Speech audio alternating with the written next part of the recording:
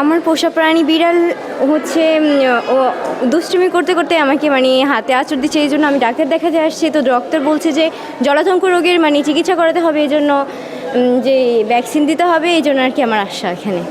আমি আর আমার বোন এসেছি এখানে টিকা দিতে। এখন এখানে এসে জানতে পারলাম যে মানে সরকারিভাবে টিকাটা দেওয়া হচ্ছে না, এই জন্য আর কি যদি সরকারিভাবে টিকাটা দেওয়া হতো তাহলে আর কি আমাদের উপকার হতো। আমার একটা আত্মীয় নিয়ে আসছিলাম, ওনাকে বিড়ালে কামড় দিছে, তাই ডাক্তারের কাছে নিচে বলছে যে জলাতঙ্কর টিকা দিতে হবে, ভ্যাকসিন দিতে হবে। তাই এখানে নিয়ে আসছি সরকারি সদর হাসপাতালে কোনো সরকারিভাবে কোনো টিকা নেই বা ভ্যাকসিন নেই, ওই জন্য টিকাটা দিতে পারতেছে না। সরকারিভাবে আসলে ভালো হতো টিকাটা। আমার বাচ্চারে বিড়ালে আঁচড় দিচ্ছে, এই জন্য সদর হাসপাতাল আসা। এখন আইসা জানতে পারলাম যে কর্তৃপক্ষের কাছে ভ্যাকসিন নাই, এই জন্য ভ্যাকসিনের মূল্য হলো 520 টাকা। এখন তার জন্য আমরা 4 জনে মিলে একটা কিনে তারপরে 4 জনে দিতেছি। ওনারা বলতে সরকারি সাপ্লাই নিয়ে আমরা টিকা কিনে দিতে হচ্ছে, 4টা টিকা আমরা বাইরে থেকে কিনে এনে তারপরে এখানে টিকা দিতে হচ্ছে।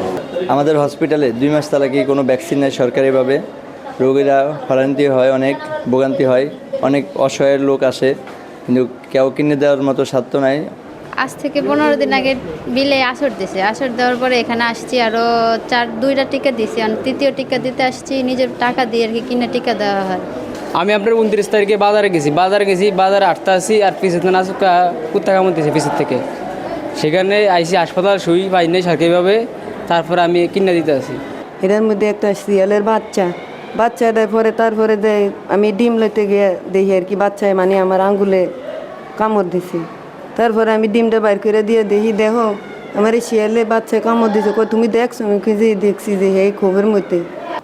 জলাতঙ্ক রোগটা নিয়ে আমাদের জনমনে একটা ভালো ভীতির আছে, মানে প্রসারিত হয়েছে যে কুকুর বিড়ালে কামড় দিলেই দৌড়ায় ডাক্তারের কাছে যাইতে হবে, জলাতঙ্ক রোগ হতে পারে, ভ্যাকসিন নিতে হবে। এবং কি করব এটা তারা আসার আগে অনেক টেলিফোনও আসতে থাকে। তো এই পরিস্থিতিতে যেটা হয়, সাধারণত কুকুর বিড়াল যদি কেউ পুষে এবং পোষা কুকুর বিড়ালের যদি আগে থেকে ভ্যাকসিনেশন থাকে, তাহলে সেই ধরনের কুকুর বিড়ালে কামড় দিলে এই ধরনের জলাতঙ্ক হওয়ার সম্ভাবনা থাকে না, কম থাকে। সাধারণত স্ট্রিট ডগ কিংবা বিড়ালে যদি এই ধরনের কামড় দেয় তাহলে জলাতঙ্ক হওয়ার একটা সম্ভাবনা থাকে।